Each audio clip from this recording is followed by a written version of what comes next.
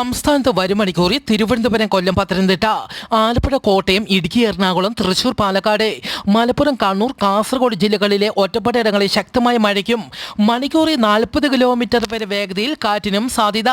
കോഴിക്കോട്, വയനാട് ജില്ലകളിലെ ഒറ്റപ്പെട്ടയിടങ്ങളിൽ നേരിയ മഴയ്ക്ക് സാധ്യതയുണ്ടെന്നും കാലാവസ്ഥാ വകുപ്പ് അറിയിച്ചു.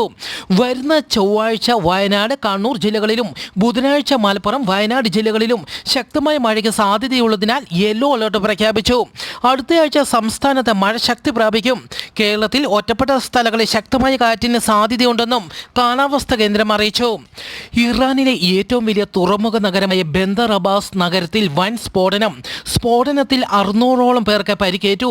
4 പേർ മരിച്ചു. മരണസംഖ്യ ഉയരുമെന്ന് റിപ്പോർട്ട്. സ്ഫോടനത്തിൽ കിലോമീറ്ററോളം അകലെയുള്ള കെട്ടിടങ്ങളുടെ വരെ ജനാലകൾ തകർന്നു.